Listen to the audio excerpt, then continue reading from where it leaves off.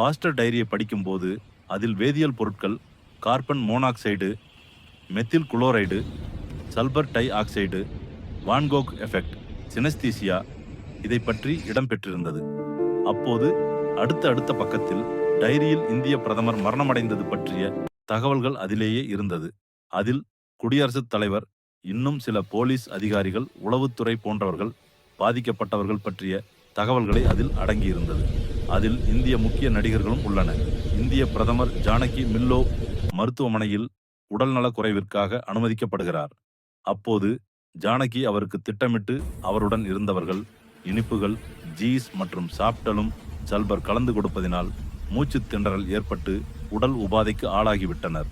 ஜானகி மில்லோ அவர்கள் ரெஸ்ட் ரூமுக்கு செல்லும் போது அங்கு ரெஸ்ட் ரூமில் ஏதோ வாயுவை ஸ்ப்ரே செய்து வைக்கின்றனர். அங்கு வேலை பார்க்கும் பாத்ரூம் கிளீனர்கள்.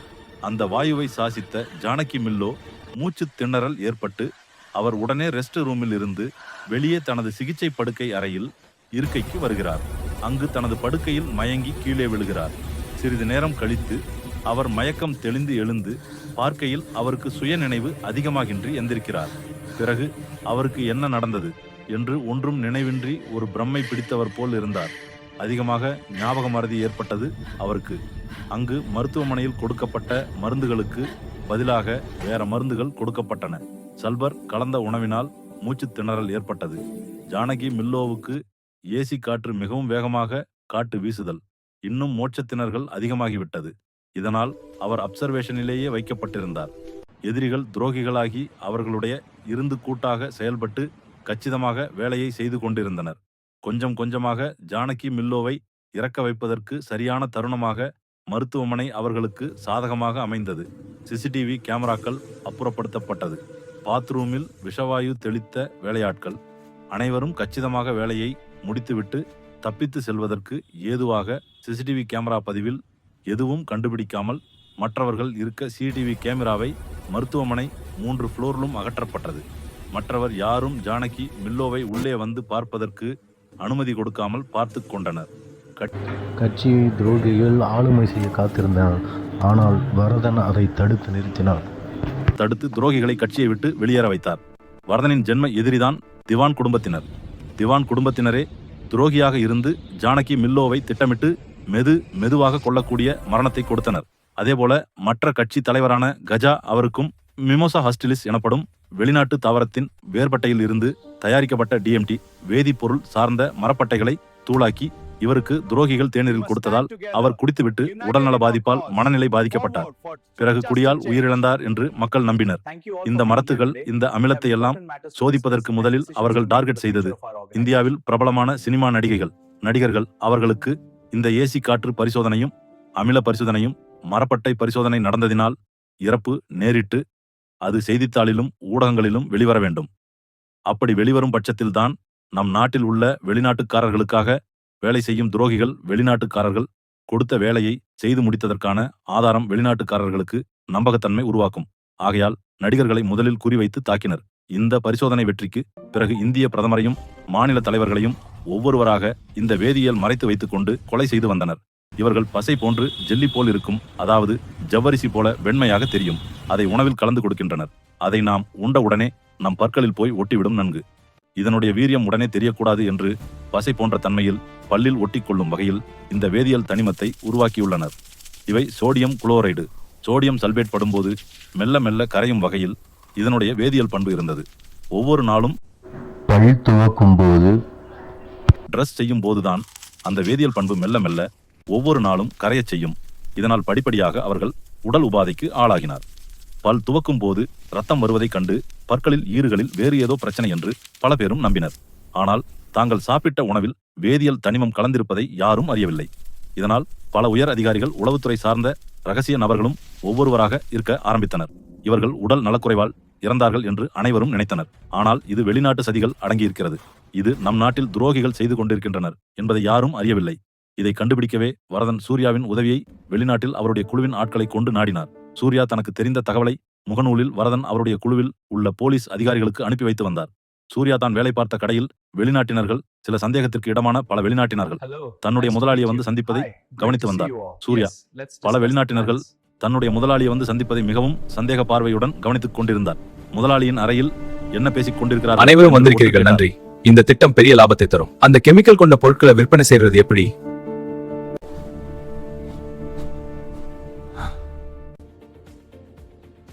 முதலாளி கூட்டமும் வெளிநாட்டு கூட்டமும் சூர்யா தாங்கள் பேசிக் கொண்டிருப்பதை கவனித்துக் கொண்டிருக்கிறான் என்பதை சிசிடிவி கேமரா மூலமாக கண்காணித்து விட்டனர்.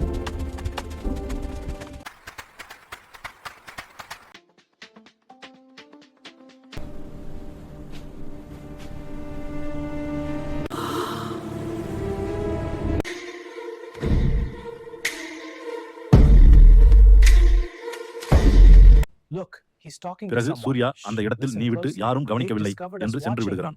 அடுத்த நாளை சூர்யாவிற்கு பிரச்சனை காத்திருந்தது. சூர்யாவுக்கு உணவில் ஒரு வகையான வேதியியல் தனிமத்தை கொடுத்தனர். அந்த வேதியியல் தனிமம் கலந்த உணவுகளை சூர்யா சாப்பிட்டு விட்டதனால் சூர்யாவுக்கு சில மாயை உணர்வுகள், விந்தையான காட்சிகள் அவன் கண்களுக்கு புலப்பட்டது. அதை கண்டு அவன் மிகவும் மனக்குழப்பத்திற்கு ஆளாகினான். கடையில் வேலை பார்க்கும் போது செல்வம் என்கிற முதலாளிக்கு மகன் விக்ரம் என்று ஒருவன் இருக்கிறான். அவன் தங்களுடைய கடையில் ஏசிகளை பழுது ஆகிவிட்டது என்று புது ஆட்களை வேலைக்கு வர வைத்து ஏசியில் கேஸ் சிலிண்டரின் மாற்றுகிறான். முதலாளியுடைய விசுவாசியான பாஸ்கரன் என்பவனை அழைத்து சூர்யாவை ரெஸ்ட் ரூமில் இருக்கும் மாப் பக்கெட் எடுத்து வர சொல்லுமாறு அனுப்பி வைக்கிறான். பாஸ்கர் முதலாளியின் திட்டத்திற்கு இணங்கி தன்னுடைய சொந்தக்காரரான தமிழ் அவரோடும் கூட்டாக சேர்ந்து சூர்யாவை மாப் பக்கெட் எடுத்து வருமாறு சொல்கிறார். சூர்யாவும் ரெஸ்ட் ரூமுக்கு செல்கிறான். அப்போது ரெஸ்ட் ரூமில் அங்கு ஒரு குடுவையில் ஏதோ அமிலம் உடைந்து கிடந்து புகை வருவது பார்க்கிறான். ஆனால் அந்த புகையை சிறிது சுவாசித்து விட்டான். பிறகு ஏசி காற்று சுவாசித்த போது அவனுக்கு முழுவதுமாக மூச்சு திணறல் ஏற்பட்டது. இதனால் சந்தேகமடைந்த அவன் அந்த இடத்தில் இருந்து கடையில் ஒதுக்குப்புறமாக ஏசி காற்று வீசாத பகுதியில் வந்து அமர்ந்தான். அன்று ஒரு நாள் முழுவதும் அவன் உடல் நலக்குறைவு என்று ஏசி காற்று பகுதிக்கு செல்லாமல் தன்னை பார்த்துக் கொண்டான். பிறகு அடுத்த நாள் காலையில் அவன் எப்போதும் சாப்பிடும் ஹோட்டலில் அவன் எப்போதுமே இட்லி தான் சாப்பிடுவான். ஆனால் மற்ற வேலையாட்கள் தோசை கேட்டால் கடைக்காரன் மிகவும் முகம் காட்டுவான். இது நீங்க தான் தப்பு பண்ணீங்க, அடங்க அடங்க. இது என் நண்பர்களுக்காக தான் கேட்கிறேன். அதெல்லாம் கிடையாது, நீங்க புரிந்து கொள்ளுங்கள். அப்படி இருந்தா இந்த தோசை எங்கே? அதனால் சூர்யாவே தன் முதலாளி கொடுக்கும் காசை விட அதிகமாக கொடுத்து தன் வேலையாட்களுக்கு தோசை வாங்கி கொடுத்த நாட்களும் உண்டு. அப்படி இருக்கையில் கடைக்காரன் தானாகவே முன்வந்து இலவசமாக தோசை கொடுத்தது சூர்யாவுக்கு சந்தேகத்தை ஏற்படுத்தியது. சூர்யா தோசையை பார்த்தான். தோசையில் நெய் போன்ற திரவ நிலையில் தோசை முழுவதும் இருந்தது. அது இன்னும் சூர்யாவிற்கு சந்தேகத்தை ஏற்படுத்தியது. சூர்யா உடனே அக்கம் பக்கம் நோட்டமிட்டால் யதார்த்தமாக அப்பொழுது கடையில் சம்பந்தமில்லாத நபர்கள் உட்கார்ந்து இருப்பது சூர்யாவை கண்காணிப்பதை சூர்யா அறிந்து கொண்டான். இந்த தோசையை சாப்பிடாவிட்டால் எதிரிகள் மிகவும் திறமைசாலிகள், உடனே அடுத்த நடவடிக்கையில் ஈடுபட்டு விடுபவர்கள் என்று தோசையை மெதுவாக சாப்பிடுவோம் என்று தீர்மானித்தான்.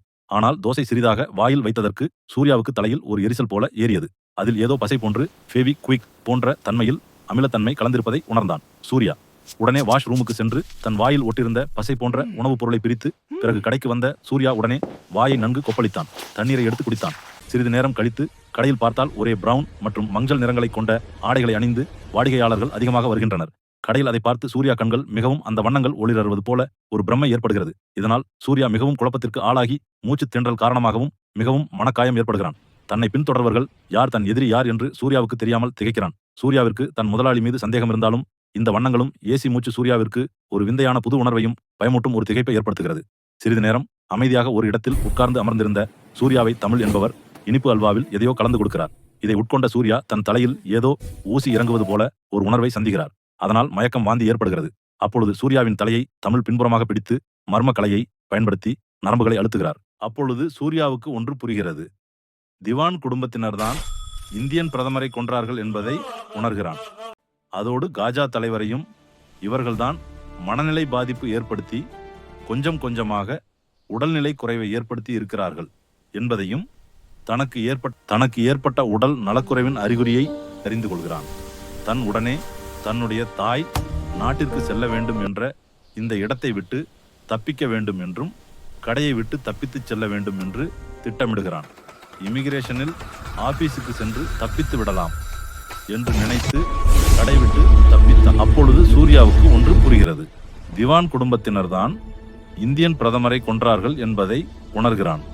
அதோடு காஜா தலைவரையும் இவர்கள்தான் மனநிலை பாதிப்பு ஏற்படுத்தி கொஞ்சம் கொஞ்சமாக உடல்நிலை குறைவை ஏற்படுத்தி இருக்கிறார்கள் என்பதையும் தனக்கு ஏற்பட்ட உடல் பாதை அறிகுறியை வைத்து நன்கு அறிந்து கொள்கிறான். தன் உடனே தன்னுடைய தாய் நாட்டிற்கு செல்ல வேண்டும் என்ற இந்த இடத்தை விட்டு தப்பிக்க வேண்டும் என்றும் கடையை விட்டு தப்பித்து செல்ல வேண்டும் என்று திட்டமிடுகிறான். இமிகிரேஷனில் ஆபீஸுக்கு சென்று தப்பித்து விடலாம் என்று நினைத்து கடை விட்டு தப்பித்தான். ஆனால் பஸ் ஏறி போகும் வழியிலேயே ஓனரின் மகன் விக்ரம் மிரட்டுகிறான். போலீசில் உங்களை புகார் செய்து விடவும் திருட்டுவிட்டு சென்றார் என்று புகார் அளித்து விடுவேன் என்று மிரட்டி சூர்யாவின் மீண்டும் கடைக்கு வர வைக்கிறார். ஆனால் அப்போது சூர்யா தன்னை சுற்றி நடக்கும் ஒரு விந்தையான விஷயத்தை மட்டும் கவனித்துக் கொண்டே இருந்த கைபேசியில் பேசிக்கொண்டே வருகிறார். பஸ்ஸில் பிரவுன் நிறகார்கள் அவரை சுற்றி எல்லா புறமும் வருவதை அவர் உணர்ந்தார். இவை ஒரு புறம் இருக்க மிரட்டி தன்னை கடைக்கு வர சொல்வதையும் புரிந்து கொண்டு கடைக்கு மீண்டும் செல்கிறார் சூர்யா. அப்போது சூர்யாவுக்கு ஒரு விஷயம் நன்றாக புரிகிறது. இங்கு ஏதோ நடக்கிறது, எல்லாம் திட்டமிட்டு ஒரு சதி நடக்கிறது. இந்த இடத்தை விட்டு, இந்த நாட்டை விட்டு உடனே தப்பித்தனம் நாட்டுக்கு போக வேண்டும் என்று உறுதியோடு இருக்கிறார்.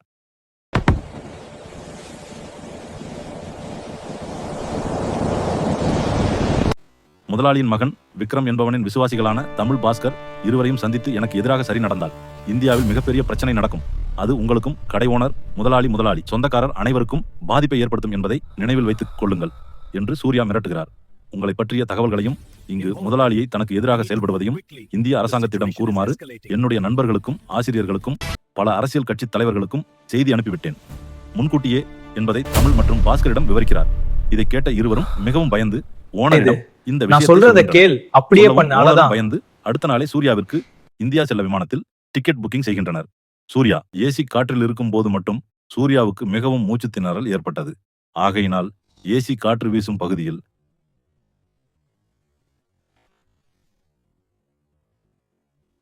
இதன் பின்பு 2 நாட்கள் கடையில் ஒன்றும் சாப்பிடாமல் இருந்தால் உணவில் ஏதோ கலந்து கொடுக்கின்றனர் என்பதை உறுதிப்படுத்திக் கொண்டு தண்ணீரை மறைத்துக் கொண்டு பேரிசம்பளம் பிஸ்கட்களை சாப்பிட்டும் தண்ணீரை குடித்து மட்டும் 2 வேறு எதுவுமே சாப்பிடாமல் இருந்தான். எதிரிகள் அதோடு தண்ணீரில் அமிலத்தன்மை கலந்து வைத்திருந்தனர். இவற்றையெல்லாம் குறித்து சூர்யா எப்படியும் மரணம் அடைந்து விடுவார் என்று நம்பினார். ஆனால் சூர்யா முடியாத ஒரு போலவே அந்த இடத்தை விட்டு கடையை விட்டு வெளியேறினார். விமான நிலையத்திற்கு அப்பொழுது விமானத்தில் சில பேர் மட்டுமல்ல, பல பேர் சந்தேகப்படியும்படியான வெளிநாட்டு நபர்கள் இருந்தது. அவருக்கு இன்னும் மேலும் சந்தேகத்தை ஏற்படுத்தியது. அதோடு பிரவுன் நிறத்தில் உள்ளவையெல்லாம் ஜொலிப்புடன் மிகவும் தெளிவாக மின்னி தெரிந்தது. அவருக்கு குழப்பத்தை ஏற்படுத்தியது. அது நிற குருடு நோய் போல் இல்லாமல் குறிப்பிட்ட வண்ணங்கள் மட்டும் அதிகமாக தெளிவாக தெரிவது போல மின்னி தெரிவது போல இருக்கும். ஒரு மாய உணர்வை பிரமையை அவர் உணர்கிறார். விமானத்தில் ஒரு வயதான 50 வயது மதிக்கத்தக்க ஒரு பெண் அவரை நோட்டமிடுகிறார். அந்த பெண்ணின் அருகாமையில் அவர் கடந்து செல்ல காந்தப்புலம் விசை ஒத்த தன்மை இருப்பது போல் அவர் உடலில் உணர்ந்தார். இலங்கை வரை கடந்து வந்த விமானம் இலங்கையில் தரையிறங்கிய போது அந்த விமானத்தில் ரேடியோவில் ஒன்று ஒளிபரப்பாகிறது. விமானத்தில் கிருமி நாசினி தெளிக்கப்படுகிறது. பயணிகள் யாரும் அச்சப்பட வேண்டாம். பயணிகளுக்கு அறிவிப்பு, விமானத்தில் கிருமி நாசினி தெளிக்கப்படுகிறது. பயணிகள் யாரும் அச்சப்பட வேண்டாம்.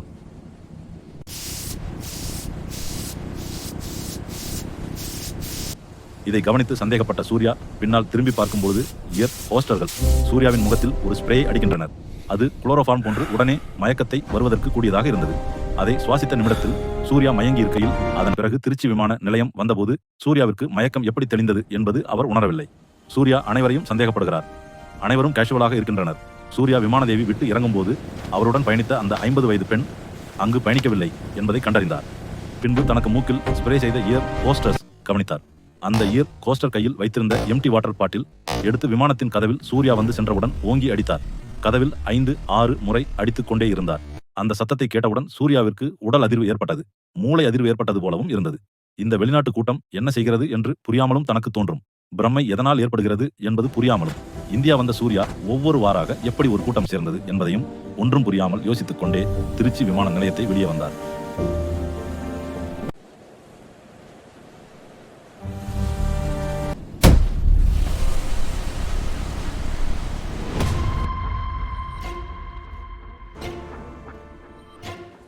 It's great to finally meet you all in person. Yes, looking forward to our discussion today. Me too. Let's get started. பாஸ்போர்ட்டுக்கு எந்த தகவலும் கிடைக்கல. எப்படி ஒரு வேலை செய்யாம இருக்கும்? தப்பு இப்ப ஸ்கேன் ஆகல. எப்படி ஸ்கேன் ஆகாம இருக்கும்? இப்ப பாஸ்போர்ட் ஸ்கேன் ஆகல. எப்படி வர்க் செய்யாம இருக்கும்? ஓகே சார், இப்போ வர்க் ஆகுது. இந்தியன் பிரதமரை கொன்றார்கள் என்பதை உணர்கிறான். அதோடு காஜா தலைவரையும் இவர்கள்தான் மனநிலை பாதிப்பு ஏற்படுத்தி கொஞ்சம் கொஞ்சமாக உடல்நிலை குறைவை ஏற்படுத்தி இருக்கிறார்கள் என்பதையும் தனக்கு ஏற்பட்ட உடல் நலக்குறைவின் அறிகுறியை வைத்து நன்கு அறிந்து கொள்கிறார். சூர்யா வெளிநாட்டில் வேலை பார்த்த இடத்தில் வாடிக்கையாளராக பழகி ராஜ்குமார் என்பவர் நட்பு கொண்டு சுப்பிரமணியம் என்கிற போலி பெயரில் பழகி வந்தார் சூர்யாவிடம். சூர்யா இந்தியா வந்தவுடன் இவரும் எதிர்ச்சியாக இந்தியா வந்தது போலவும் எதிர்ச்சியாக சூர்யாவை விசாரித்து பேசுவது போலவும் சூர்யாவின் நண்பரை அழைத்து சூர்யாவின் நண்பர்களுடன் பேசி சூர்யாவை சந்தித்து பேச நேரில் வருவதாக ராஜ்குமார் சொல்கிறார். ராஜ்மாவின் மீது சூர்யாவுக்கு சிறிது சந்தேகம் ஏற்படுகிறது. அதனால் ராஜ்குமார் வர சொல்லியே டீ கடைக்கு 1 மணி நேரத்துக்கு முன்னதாகவே அந்த கடைக்கு செல்கிறான். சூர்யா அந்த கடையில் வெளிநாட்டில் நடந்தது போலவே அனைவரே பிரவுன் நிறத்தில் ஆடைகள் அணிந்து வாடிக்கையாளர்கள் போல அந்த கடையில் பலர் இருப்பதை பார்த்து இதை பார்த்த சூர்யா சுப்பிரமணியனுக்கும் இந்த விஷயத்திற்கும் ஏதோ தொடர்பு இருக்கிறது, இது எப்படி நடக்கிறது என்பதை நாம் முதலில் கண்டறிய வேண்டும் என்று முதலில் முடிவு செய்கிறான். தன்னுடைய நண்பர்களுக்கு இந்த விஷயத்தை பற்றி விவரிக்கிறார். தன்னுடைய நண்பருடைய டீ கடையில். ஆனால் அந்த இடத்தில் சுப்பிரமணியனின் ஆட்கள் வாடிக்கையாளர் போல பொதுமக்கள் போல சூர்யாவை கண்காணித்துக் கொண்டிருந்ததை சூர்யா அறியவில்லை. பிறகு ராஜ்குமார் என்கிற சுப்பிரமணியை ராஜ்குமார் வரச்சொல்லிய கடைக்கு வேணாம் என்றும் இன்னொரு பேக்கரிக்கு வரச்சொல்லி சூர்யா ராஜ்குமாரிடம் சொல்கிறார். இதை கேட்ட ராஜ்குமாரும் அந்த பேக்கரிக்கு வருகிறேன் என்று உடனே சொல்லிவிட்டார். சூர்யாவும் உடனே சொல்லிவிட்டார் என்ற குழப்பத்தில் தான் வரச்சொல்லிய கடைக்கு ராஜ்குமாரை சந்திப்பதற்கு செல்கிறார். அங்குள்ள கூட்டத்தில் பல பேர் ராஜ்குமார் ஆட்களாக இருக்க வாய்ப்புள்ளது என்பதை சூர்யா கவனத்தோடு இருந்தார். ராஜ்குமார் சூர்யாவிடம் யதார்த்தமாக பேசுவது போல வெளிநாட்டில் நடந்த சம்பவங்களை பற்றி கேட்டறிந்தார். சூர்யாவும் யதார்த்தமாக பேசுவது போல இருக்க வேண்டும் என்று அங்கு நடந்த சில விஷயங்களை மட்டும் வெளியில் சொல்லாமல் பல விஷயங்களை அங்கு சொன்னார். பிறகு ராஜ்குமார் கேட்டார், முதலாளியின் குடும்பத்தை பற்றி தெரிந்துதான் வெளிநாட்டிற்கு வந்தீர்களா? முன்பே வெளிநாட்டு முதலாளி குடும்பத்தை பற்றி உங்களுக்கு தெரியுமா என்று கேட்டார். அப்போதுதான் சூர்யா வரதன் குழுவில் யாரோ மாட்டிக்கொண்டேனர், அதனால்தான் தன்னை கண்காணிக்கிறார்கள் என்பதை புரிந்து கொண்டு தானும் வரதன் குழுவில் ஒருவர் என்று சந்தேகப்பட்டு தான் வந்துள்ளனர் என்று புரிந்து கொள்கிறார். வரதனின் சொந்தக்காரர்களில் பலர் ஆளும் கட்சியிலும் எதிர்கட்சியிலும் மக்களுக்காக வாழும் தலைவர்களாக இருப்பதும் அவர்களை அழிக்க திட்டமிட்ட கூட்டம் வெறும் பதவிக்காக அழிக்க நினைக்கவில்லை, எதற்காக அழிக்க நினைக்கிறார்கள் என்பதை கண்டுபிடிக்கவே வரதன் குழு தன்னை நாடியது என்பதை புரிந்து கொள்கிறார். இவர்களால் எப்படி வண்ணங்களின் அடிப்படையில் விபத்துக்கள் ஏற்படுத்த முடிகிறது, அதில் எப்படி மக்கள் பாதிக்கப்படுகிறார்கள் என்ற குழப்பமும் சந்தேகமும் இதை எதற்காக செய்கின்றனர்? பயோ வெப்பன் போன்று இதுவும் ஒரு தீய சக்தியை ஆயுதமாக பயன்படுத்தும் ஒரு ஆராய்ச்சியின் நோக்கமா? இதுதான் துகள் ஆராய்ச்சியாக இருக்குமோ என்று பல சந்தேகங்களை அவருக்குள் எழுந்தது. இதை எப்படியாவது பரதன் குழுவிடம் தெரிவித்து விட வேண்டும், தான் அதுவரை எப்படியாவது உயிரோடு இருக்க வேண்டும் என்று சூர்யா மிகவும் கவனத்தோடு இருந்தார். ஆனால் அதைவிட ஒரு பயங்கரமான விசித்திரமான ஒரு அமானுஷ்ய சக்தியை சூர்யா நேரில் கண்டார். இவை தனக்குத்தான் தெரிகிறது, மற்ற யாருக்கும் தெரிய மாட்டேங்குது என்பதை உணர்ந்து சூர்யா எப்படியாவது வரதனிடம் இதை சொன்னாலும் அவரும் இதை நம்ப மாட்டார். இதை எப்படியாவது நிரூபிக்க வேண்டும் என்று, அது எப்படி நடக்கிறது என்று கண்டுபிடிக்க வேண்டும் என்று சூர்யா நினைத்தான். ஆனால் இதை பற்றி ஒவ்வொரு நண்பர்களிடம் சொல்லும் போதும் ஒவ்வொருவரும் விபத்திலோ உடல் நலக்குறைவினாலோ அவர்கள் இறந்து போனார்கள். இதனால் மிகவும் சூர்யா வருத்தம் தொடர்ந்து இருந்தது. வரம்பு மீறி வருத்தம் அடைந்தார். தன்னால் தான் நண்பர்கள் சகோதரன் இறந்தார்கள் என்று பல குழப்பத்தில் சூர்யா இருந்தார். மனவேதனையோடு எதிரிகளை பற்றி கண்டுகொள்ளாமல் இருந்தார். ஆனால் சில நாட்களில் பொதுமக்கள் தேவை மக்கள் சம்பந்தமே இல்லாமல் விபத்தில் இறந்து கொண்டு இருந்தார்கள். இதனை கண்டு சூர்யா திவான் கூட்டத்தை முழுவதையும் அழிக்க இறைவனால் தான் முடியும் என்றும் அந்த தீய சக்தியை அழிக்கவும் இறைவனால் தான் முடியும் என்று இறைவன் மீது பக்தியில் ஆழ்ந்தார். சூர்யாவின் புகார் ஃபெஸ்டர் என்பவருக்கு கிடைத்தது. அவரே சூர்யா இடத்தில் இருந்து கொண்டு வரதனுக்கு திவானையும் வெளிநாட்டு குழுவிற்கு இயங்கும் மமாஃபியா உறுப்பினர்களையும் தெரிந்து கொண்டு தர்மத்தை நிலைநாட்ட வலியுறுத்தினார். வரதன் இந்தியாவின் மிலிட்டரி கிரேடு அதிகாரியாக இருந்தார். எதுக்காக வெளிநாட்டுக்காரங்க நம்ம ஒழுங்கா சொல்லிடு, இல்லனா உன்னையும் திவானையும் உங்களோட குடும்பத்தை அழிச்சிடுவோம்னு வரதன் உங்ககிட்ட சொல்ல சொன்னாரு.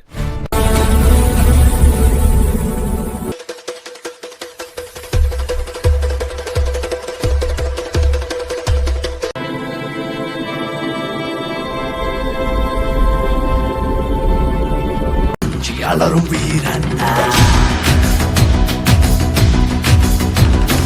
யுத்தம் என்று மோதும் போது இறக்கம் எனக்கு தூரம்தா.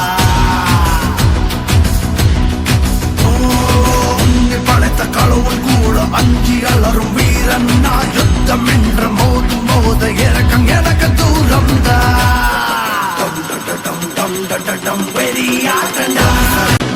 படைத்த கடவுள் கூட அஞ்சி அலரும் வீரன். யுத்தம் என்று மோதும் போது இறக்கம் எனக்கு தூரம்.